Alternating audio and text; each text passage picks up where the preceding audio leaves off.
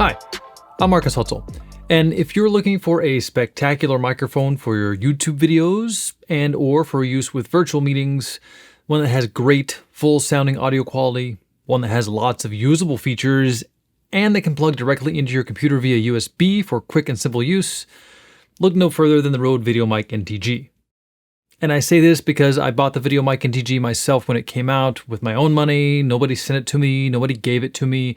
Nobody's sponsoring this video. This is my microphone, and I really think its performance, its sound quality, and features are outstanding. And I really think it's the best option, and at the making of this video, it's the only option in this category of shotgun microphones that works for both recording into your camera and connecting to your computer via USB. It basically has no competition at this point when it comes to the connectivity options. Deity and Comica make very similar mics, but those mics cannot connect directly to your computer via USB and be used as a USB mic. And it's that USB feature that gives this mic a huge lead over others.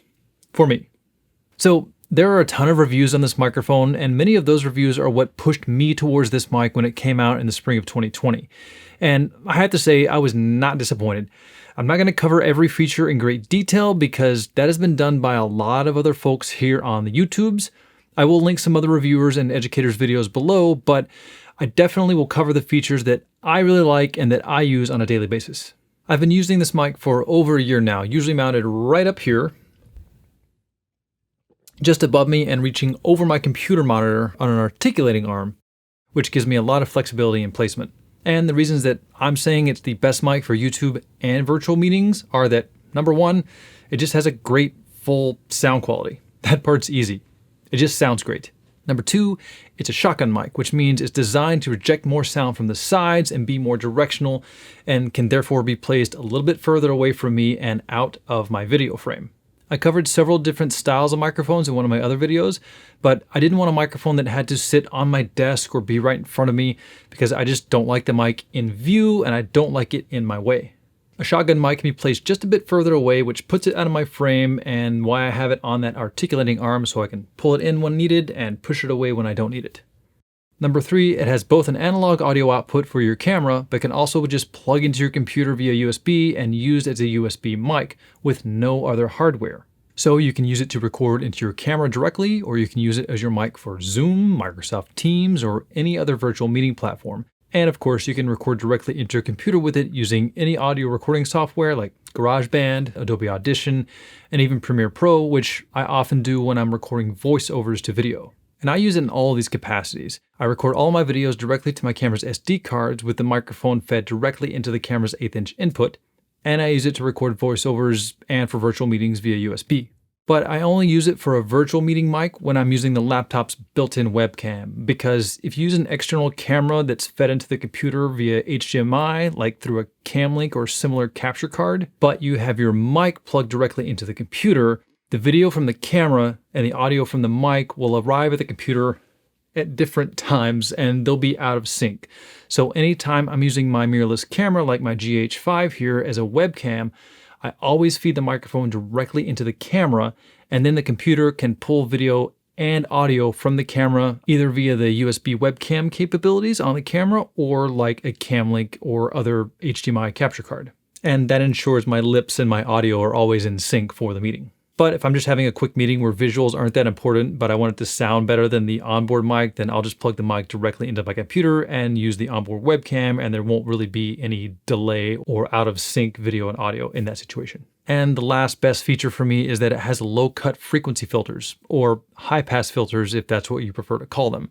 In layman's terms, the filters reduce the amount of low-end frequencies that the mic picks up. It has a low-cut filter at 75 Hz or 150 Hz. I almost always have mine set to the 75 Hz low-cut filter when I record my audio. This is a great and very recommended feature on any microphone if you're going to be recording vocals, because the human voice doesn't really produce many frequencies that low, unless maybe you're the late Barry White, and reducing the amount of low frequencies that are picked up will help cut some of the vibrations, bumps, and other low-end noises from getting into your mic. Those are the four main features that I really think sell this mic. For me, it just sounds great. It can be placed out of my video frame. It can be used as a direct USB mic, and it has low-cut filters. But of course it has more features which make it an even greater mic, and those include the ability to have a safety channel where the mic can send the audio signal at your set audio level down one channel, but then send a quieter signal down the second channel so that if you're recording something loud and you clip out or distort the camera's input on channel 1, then you have a quieter track, the safety track, that can be used in post-editing so you can recover the audio. This helps when you're recording something that might get very loud. If your first track clips out, chances are the safety channel, which is at 20 dB lower, is not going to clip out, and you can edit that in post-production. And the safety channel also works when connected via USB by selecting front and center as the main channel and N2 as the safety channel. And you can see it here as I record into Adobe Audition, but this also works in Premiere Pro or any program where you can select the audio inputs. It has a high-end frequency boost, which will boost the high-end response of this mic. It can help when you're using these microphones perhaps outside in the wind and need to put a larger wind protector on the mic because more layers of wind protection can cut down the high frequencies that the mic hears or picks up. And the high-end boost on this mic can help recover those high-end frequency sounds when recording in those conditions. It has a stepless gain knob on the back, so you're not stuck with it being too loud on one number but too quiet on the next. You can set the gain knob exactly where it needs to be to dial in the gain. Also keep in mind that when using the mic via USB, the gain knob no longer controls the microphone gain and therefore the signal into your computer, so you must adjust your computer's input gain accordingly in the system preferences or Windows sound settings.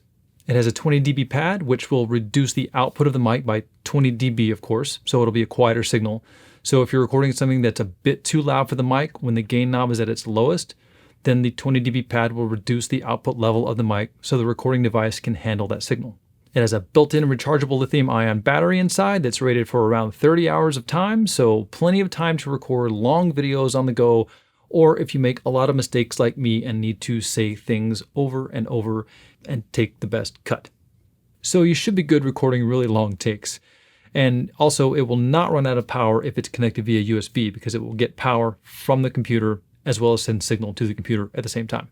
It has an Autosense feature when connected to a camera, so when you turn the camera on, the microphone automatically turns on, and when you turn the camera off, the microphone automatically turns off. But you can turn the mic on and off manually if needed. It does not require that communication. And this is how you can use the mic if you weren't using a camera to record. So you can turn the mic on and off manually, feed the output into an external recorder, and you're good to go.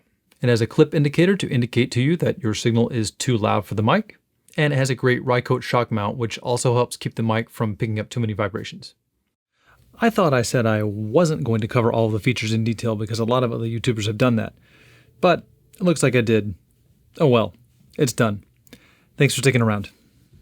Now, it does cost $250, and that may be more than a lot of people want to spend. And that's understandable. $250 isn't cheap and may not be in your budget, especially for people that aren't recording per se and just want a great mic for virtual meetings. But you do get a lot for that $250. You get a standalone mic, a mic that works with your DSLR or mirrorless camera, and a USB mic. So I think it's worth it, but $250 is not exactly inexpensive. It really is an outstanding mic. I wouldn't be sitting here making a video about it a year after it came out if I didn't really think it was worth it and something that I would recommend to you. And as I've said, I use it here for all of my YouTube videos. I've used it on some virtual calls, and I've even taken it out on remote voiceover recording sessions, pairing it with a Tascam DR05, and even my Zoom F8 in recorder using the Rode 3.5mm to XLR adapter. It's a very versatile mic, one that has suited my needs perfectly. You'll have to decide if it suits your needs and your budget for yourself. But I hope this spot of specific information has been supportive in your search for a singular solitary solution so your sounds are sent swiftly to your selected station, destination, or software of choice. Sayonara.